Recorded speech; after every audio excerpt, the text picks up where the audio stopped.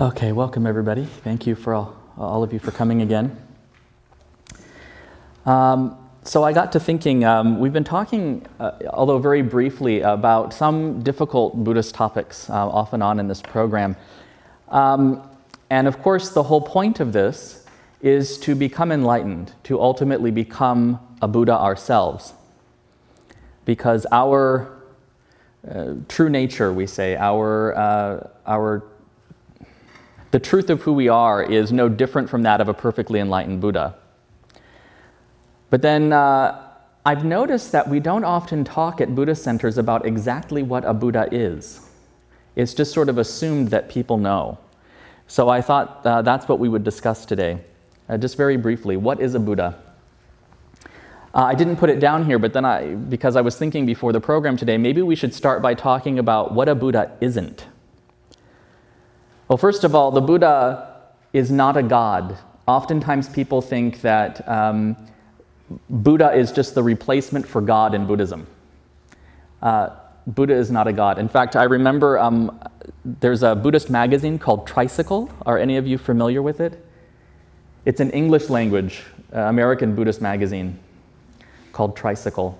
Tri for the three jewels, I think. Maybe that's why they call it that. And they used to do this part where they would ask a question to just normal everyday Buddhists. And they asked once to children, I think the question was, what is Buddha? And there was a little Chinese American boy who said, Buddha is a Chinese god. Very sweet answer, but technically not correct. So Buddha is not a god. Buddha did not create the universe. He did not create the world. Buddha does not create us. We experience this world and this universe because we have together the similar karma, the same karma, to experience this kind of existence. So in a sense, we create this world and this universe. We continue to create it. As long as there are beings who have the karma to experience a world and universe like this, it will continue. And then what happens is, we've talked about this a little before, maybe in weeks past or semesters past, but then ultimately what happens is the universe comes to an end, but there are beings who still have karma to experience some kind of reality like this, and so a new universe arises, fueled by the karma, the leftover karma from beings from the previous universe, and new worlds arise. So Buddha is not a creator being. Buddha is in fact, he started off as a being just like us, but then, well, there are two different views of this. One is that the Buddha was always enlightened, and that when Shakyamuni Buddha came to this planet 2,600-ish years ago, he only displayed himself as an unenlightened being who went out and meditated and became enlightened in human form because he was already enlightened. That's one view. In fact, that comes from the Lotus Sutra, the sutra that we were talking about last week. Chapter 16, actually, of the Lotus Sutra is all about that. But then there's this other view of the Buddha where he was, in fact, very much a being just like us. And he followed the path. He was an ignorant being who suffered just like us, and over countless lifetimes he became a bodhisattva, and ultimately he became a fully enlightened Buddha. There was a Tibetan Lama once who was asked, well, which is true? And he said, which one inspires you more? Which one gives you more faith? Which view gives you more faith and inspires you to practice? That's the view that you should hold. So I wouldn't worry about which one is literally correct. Just whichever one inspires you to practice more. So then, what is a Buddha? So this is where we begin with the sheet here. One who sees the truth of impermanence and interdependence. So we've talked about this before. Things are made up of parts. They come together. We come together. Physical things come together. Situations come together. They're made up of parts, and they come together because of various causes and conditions. And in fact, there's no point, we take this a step further and we talk about emptiness. There's no point at which things are fixed and unchanging. They're constantly changing in every moment. Our minds are constantly changing. The physical world around us is constantly changing. The situation in which we find ourselves is constantly changing with every moment. Okay, so this is wisdom. So a Buddha perfectly understands this. Now, I have a very general intellectual understanding of this, but I don't actually live in the world this way. I get attached to things and I want to hold on to them just like everyone else. In fact, on Facebook, I put a note up last night. I was just in a good mood and I said, I'm feeling good. That was my status update. And then a whole bunch of my Buddhist friends said, wait for impermanence, it's not going to last. So then I wrote this, I saw that this morning and I wrote, are you sure it won't last forever and ever this time? No, of course not. So, you know, I still cling and grasp at things and try to hold on to them and extract as much happiness from them as possible, but I have an intellectual understanding of this. Buddhas, on the other hand, they have perfect wisdom. Buddhas have absolutely no ignorance, no attachment, no aversion. They don't suffer. And then there are also beings who have perfected compassion. So it's these two things that go together, wisdom and compassion. Those of you who have been coming to the class have heard me talk about this before. Wisdom and compassion are really two sides of the same coin. You can't really have one without the other. You can have actually some insight into impermanence and interdependence, some real insight, maybe without a whole lot of compassion, but really to become a Buddha, to have perfected wisdom, you have to have compassion as well. Because for the most part, wisdom without compassion, I always think of it as the skillful ability to selfishly take care of my own needs, right? We might call it, you know, street smarts or something like that, cleverness. That's not really wisdom. Compassion, on the other hand, we can have compassion without wisdom, but we won't know how to apply it. And the example that I like to give is the parent of a drug or alcohol-addicted child who continues to enable their behavior, cleaning up their messes, right? Giving them money, knowing that they're just going to go out and buy more drugs and alcohol. They do that because they love their child and they want to help them and they don't want to see them suffer, but there's not a lot of wisdom there. And that's not to blame. I want to make sure that I'm clear. I'm not blaming parents of children with these kinds of problems. This isn't blaming them, but it's enabling behavior. Okay, so wisdom and compassion goes together. So wisdom and compassion together, we talk about Bodhicitta. Bodhicitta. Notice this is spelled just a C. There's no CH. This is how we spell it in English, but we pronounce it Bodhicitta. Okay. So we define Bodhicitta. I'm sorry, actually, what is the word for Bodhicitta in Vietnamese? Bodhitam. Oh, okay. I can read. Bodhitam. Bodhitam. Yeah. Bodhi là Bồ-đề, Bồ-đề là giác ngộ. Chitta là tâm, tâm tức là tâm giác ngộ. Bồ-đề, Bồ-đề, Bồ-đề là giác ngộ. We'll have a... Tâm là cái tâm. Chitta là tâm. Okay, thank you very much. So we define bodhicitta usually as the altruistic mind that wishes enlightenment for all sentient beings. So on the surface, this appears to only apply to compassion. I used to be really confused about this. It seems like the definition is incomplete because bodhicitta is ultimately wisdom and compassion together. So I asked this. When I was studying in Nepal, I asked this question of a professor monk, a Kempo. And he said, well, so as unenlightened beings, we make this aspiration to become someone who has this perfect compassion, this altruistic mind that genuinely wishes the enlightenment of all sentient beings, or for enlightenment for all sentient beings. So when we become fully enlightened Buddhas, we are not, that is, beings who have perfect compassion and wisdom, we are not separate from our previous aspirations, the previous wishes that we made. And so this wish, or this mind that wishes for enlightenment for all sentient beings, that is the end of suffering for all sentient beings, this definition sort of blankets or envelops, it surrounds both compassion and wisdom. So this is the root, this is where we begin. As unenlightened beings, we begin with wishing that other beings, all beings, become enlightened.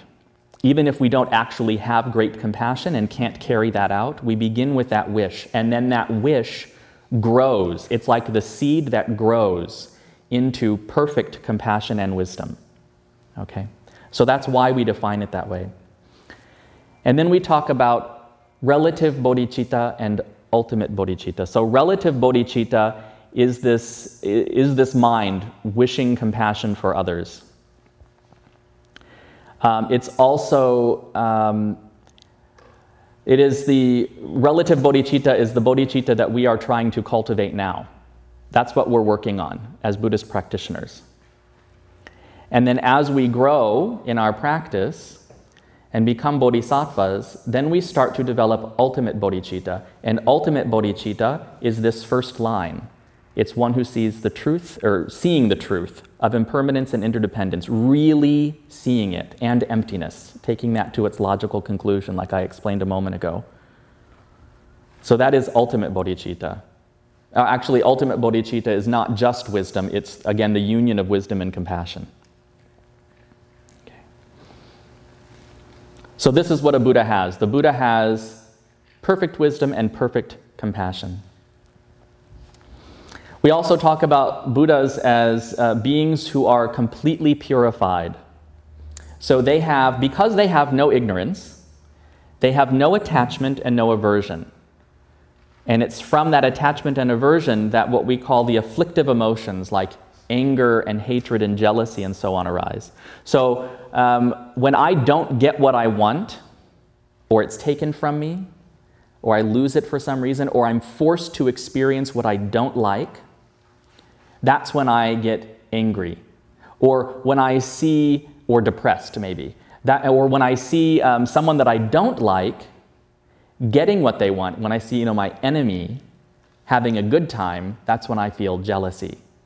Maybe sometimes we feel jealous of our friends too. Hopefully we feel happy for them when good things happen to them. So we can see how then from ignorance comes attachment and aversion, and from that comes the afflictive emotions. Buddhas, having no ignorance, they have no afflictive emotions. And as I said, they have no attachment or aversion. And they're also creating no new karma. They act, but they're not creating any new karma. They're purified of all of that. They are outside of the law of cause and effect, really.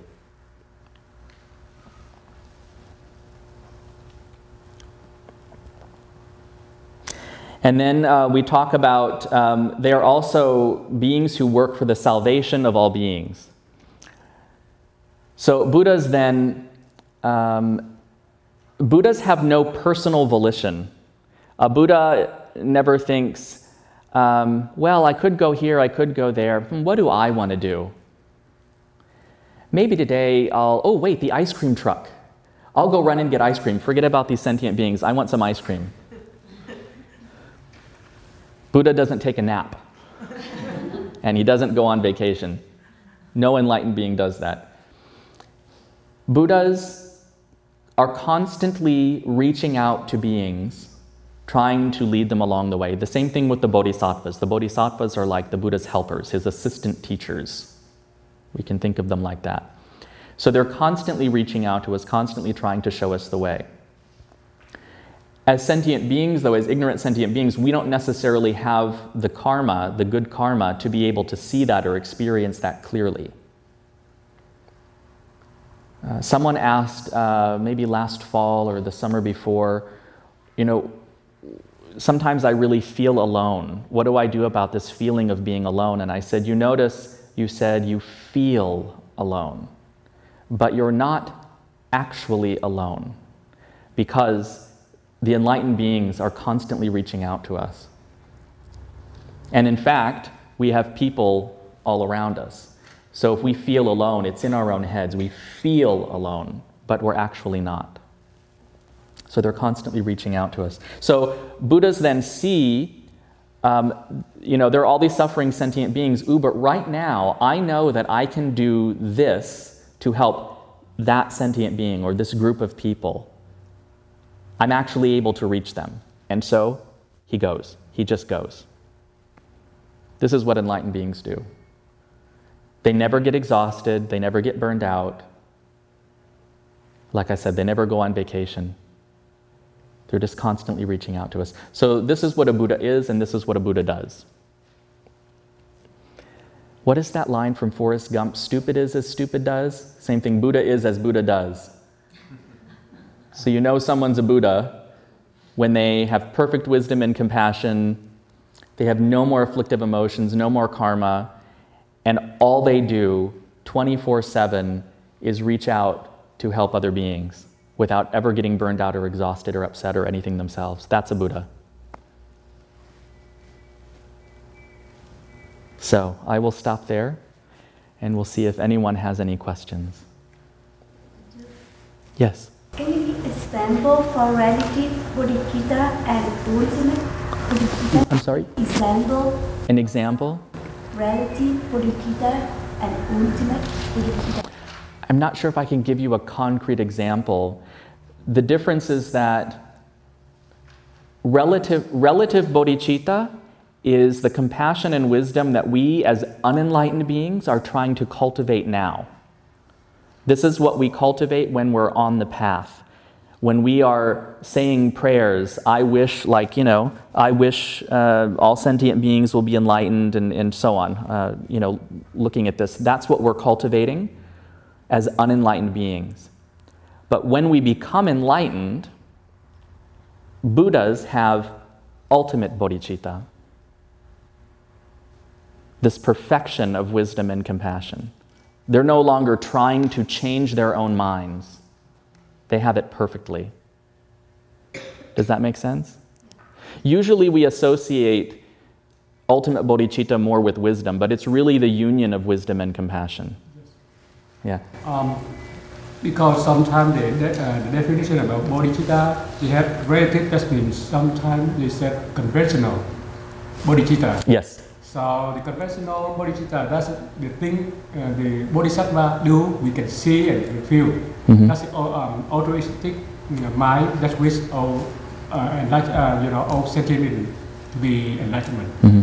But ultimate, that means maybe the absolute, but they don't use the absolute, the ultimate.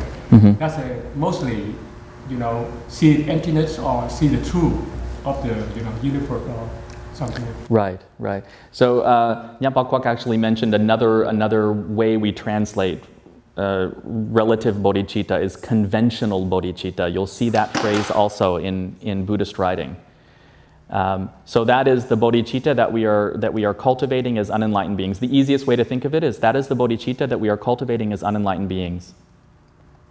Ultimate bodhicitta is what we have as enlightened beings. Yeah. Okay. Yes. What is the definition of the nirvana? Oh. That is a very, very, very difficult question. I'll tell you what, I will research that so I can give a more exact answer, and that is what I will talk about next week, okay? There's something I could say about it, but I want to give as clear a definition as possible. So can I ask a second question? Yes. Do you know anybody that in current period, in the 20th century, that is really bodhisattva? Well, I think I do, but at the same time, it's a subjective state of being. Somebody once said, an enlightened being is someone who can convince enough people that they're enlightened. There's no way, I can't look in somebody's mind and really know, because I'm not an enlightened being. I don't have clairvoyance, right? I can't see into your mind and see what's actually going on in there. So I can't say for sure. Yeah. So I would say that there are people that I have met that seem as close to a bodhisattva as I've ever met. Now, you asked me of people who are alive today. Right. Right, okay. So, yes. In the century, in the 20th century. 20th century, 21st century, yeah. 21st century. I would say that there are some that I have met that it wouldn't surprise me if they were bodhisattvas. In fact, this is interesting. Just last semester in one of my classes, there was a Catholic monk interestingly, that we were talking about. He was in like Indonesia or Malaysia or something, and he learned from some Hindus how to do meditation, how to like concentrate his mind, and then sort of coupled with his own prayers and things. He became someone very special. I won't necessarily use the word bodhisattva, but he was at some conference with Buddhists, and I want to say maybe the Dalai Lama was there too, and they were up on a stage. It was like some sort of interfaith gathering, and there was this really bright light that was sort of blinding people from the audience, coming from the direction of this particular Catholic monk. And I wish I could remember his name. But someone in the audience raised their hand and said, "Can you please turn down the lights? This is really blinding me." And then someone said, "There are no lights behind them on the stage." The implication being that the light was coming from this monk. So, and apparently there were a lot of people there who wrote about this. And I've heard other stories like that, interesting stories. I heard a story, I think that one might be a private story, so I won't tell it. But I've heard some other stories of people having interesting experiences like that. So the bodhisattvas don't have to be Buddhist. Yeah, this is another interesting question. We discussed this as well when I was studying in Nepal. Was Jesus a bodhisattva, for example? And some people would say absolutely. The Kempo, the Professor Lama who was talking about this, said, well, he said, we don't know, because as far as any record we have, Jesus never identified himself that way. And a bodhisattva would have to know that they were a bodhisattva. You can't be a bodhisattva, and not know it. So if he defined himself in that way, if we were to find some writing that, where Jesus said himself or wrote in his own hand or something, that, that he defined himself in that way, then we could say definitively yes. But I would say it's possible, at least the idea that we have of Jesus today, it's possible to think of him in a bodhisattva-like way. I've actually heard of Buddhist monks in the Tibetan tradition praying to Jesus Bodhisattva because that's how they see him. So I guess it just depends on your view. But then, of course, like I was alluding to a moment ago, we don't really know who Jesus was and what he was like. Yeah. Yes? Just on the topic of bodhisattva, I'm still a little hazy about what the distinction between a Buddha and a bodhisattva was. I always thought that like a bodhisattva was basically you're going to graduate to Buddhahood, but you have so much compassion that you want to get reborn over and over again to help sentient being. Mm-hmm. And then I heard the other thing you said was like they're like Buddha's assistant. So I'm sort of confused as to what the actual distinction is. Can you clarify that a little bit? Yeah, usually we clarify bodhisattvas in the way that you first mentioned. The difference between a Buddha and bodhisattva is that a bodhisattva says, well, I will remain in the world. But it gets a little fuzzy, though. There are 10 bhumis, 10 levels of bodhisattvahood. Okay, this is an idea that arose later in Buddhism. So there are these 10 levels, and some people say that the 10th level bodhisattva is exactly the same as a Buddha. So this is where it gets confusing. Okay, well, why do we call them bodhisattvas then? If they're the same as Buddhas, then why do we call them bodhisattvas? And I think it's because they're more outwardly active. And then there are some of the bodhisattvas, like Manjushri. What is Manjushri in Vietnamese? Vantu Sulai Botat. He was not an historical being who became a bodhisattva, as I understand it. He is like an emanation from the Buddha, like a manifestation of the Buddha's wisdom. And that's my understanding of Kwanteam Botat as well, Avalokiteshvara. Avalokiteshvara wasn't like a human being necessarily in the past. He's like a ray of sunlight, for example. Avalokiteshvara is like an emanation from the Buddha. So then we have bodhisattvas that are not necessarily separate beings, in their own rights, literally separate from the Buddha. So when we're really, as I understand it, this is my view, when we are praying to Kwan Te Ambo Tat, we're really praying to that aspect of the Buddha that is compassion. When we're praying to Manjushri Bodhisattva, we're praying to that aspect of the Buddha that is wisdom, right? Does that make sense? Yeah. Okay. But you're right, it's difficult to make a really clear distinction because it gets a little fuzzy, exactly what's what. Other questions? Yes? Is that possible to become Bodhicitta being married?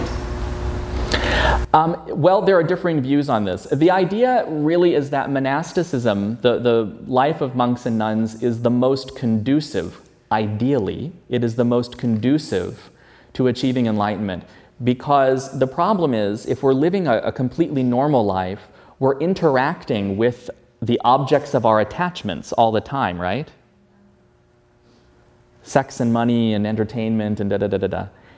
So as unenlightened beings, when we're engaging the objects of our attachment, it's very difficult to undo that attachment and the underlying ignorance.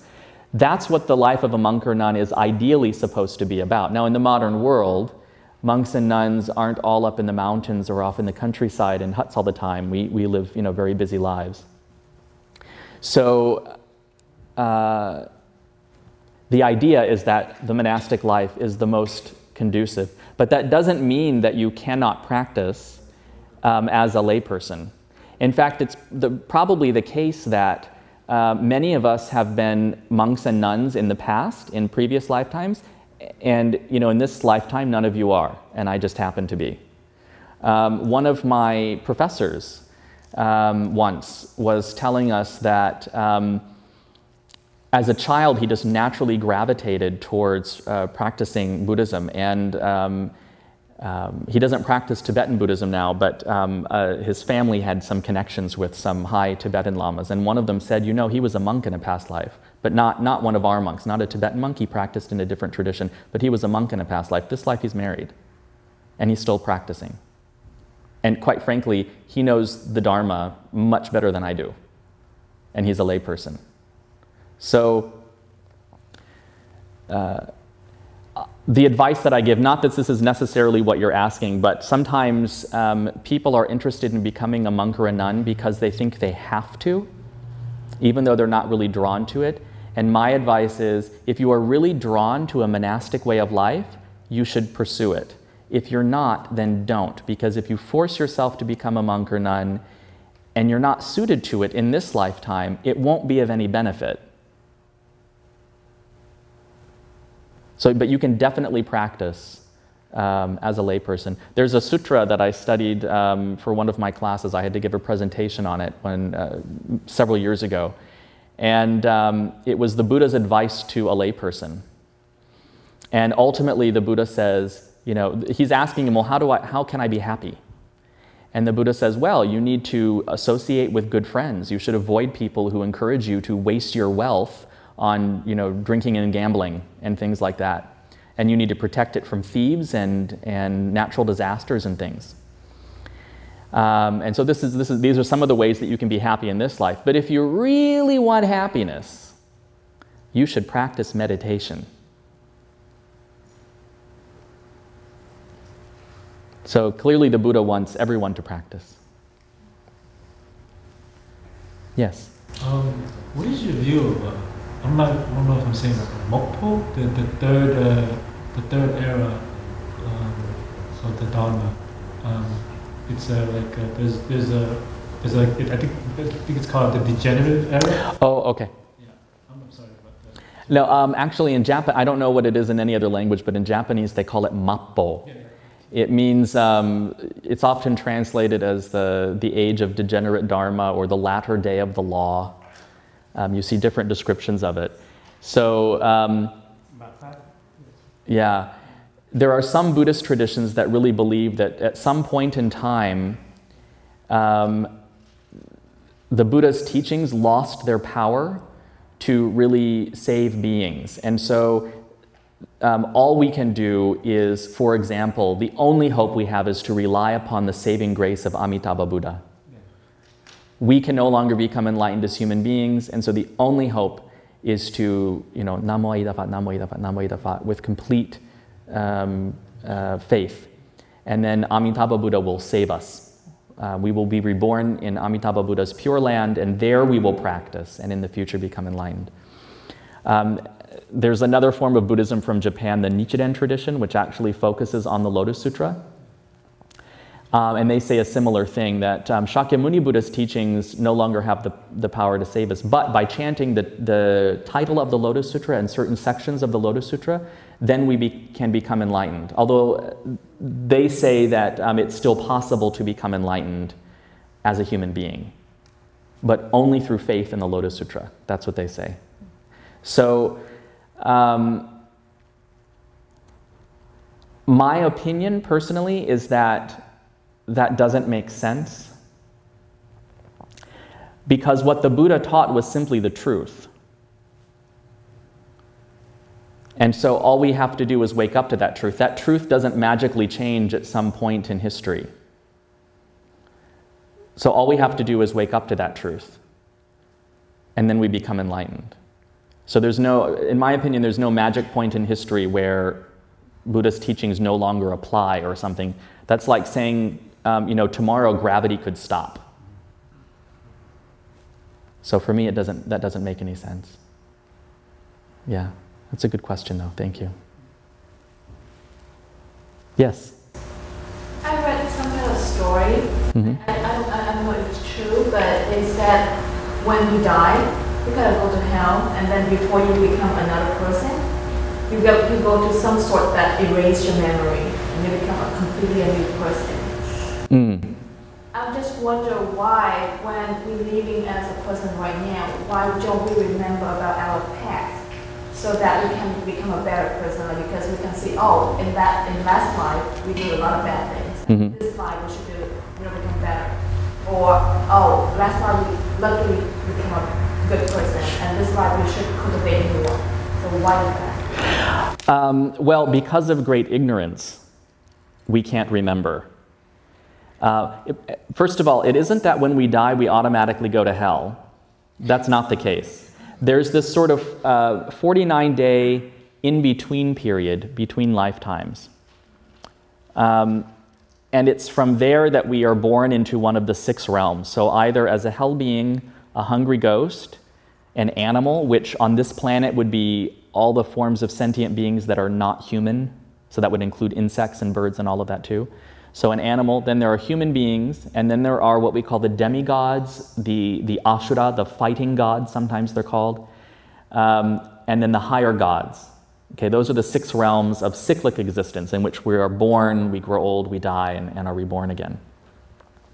But so first there's this 49-day period in between that isn't one of those 6 realms, okay?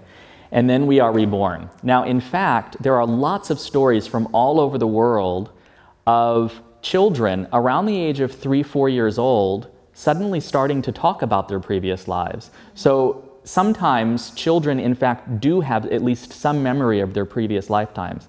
In fact, when I was a little boy, when I was about 4 years old, my mother, she didn't tell me this until I was in high school or college maybe, and by then, unfortunately, she had forgotten the details, but she said she was making dinner in our apartment, and that I was sitting at the table waiting for dinner, and I just started to talk about my past life as a truck driver.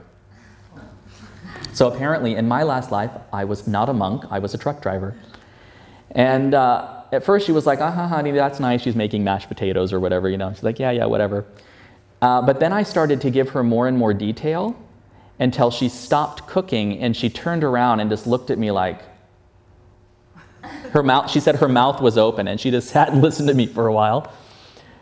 Because my family is nominally Protestant. Christian, right? I was never baptized, but we went to Sunday school as kids and everything. So this wasn't part of what my parents grew up with. So I'm giving her all this detail, and finally I said, and then I died in a crash. So I said in my last life, the only thing she could remember when she told me this story was that in my last life I was a truck driver and that I died in a crash. So little children, the point is that little children sometimes do remember. Interestingly, to this day, I like to drive, especially long drives on the highway. I like to drive, but I hate driving near trucks. It freaks me out. And I never knew why, and then my mother told me this just a moment.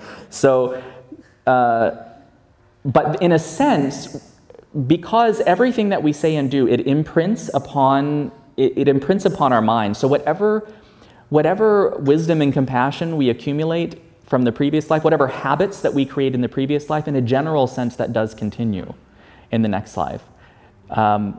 But at some point, as we grow older and we settle into this life, we're sort of cut off from those memories from the past, but that's because of our ignorance.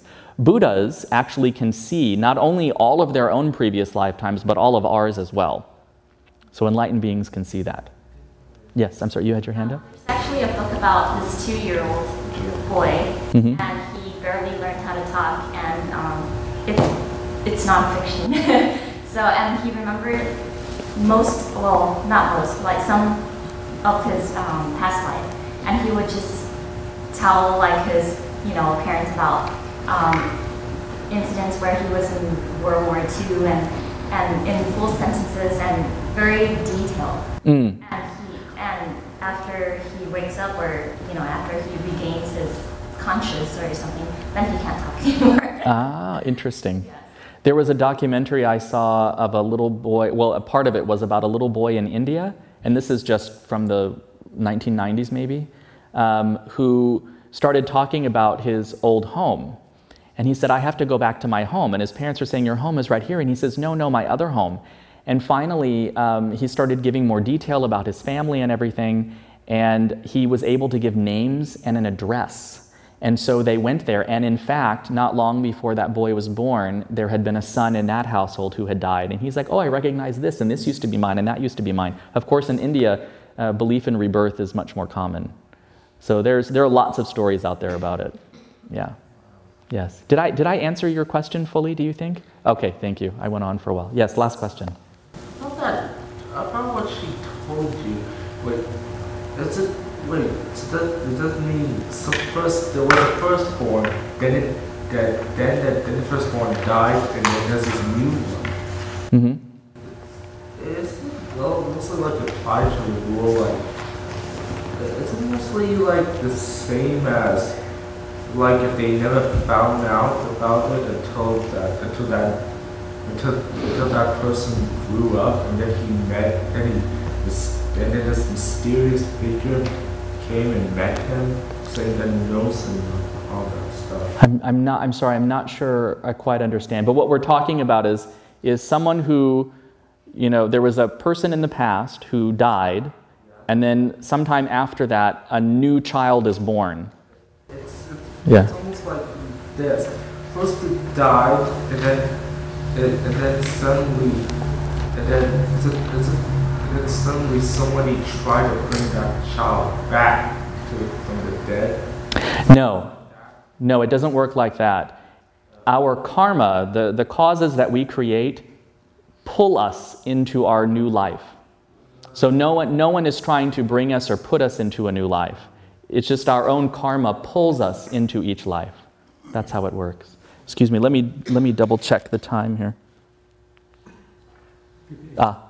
Yes. I'm sorry, we do need to stop there, but we will begin the meditation part now, so thank you very much.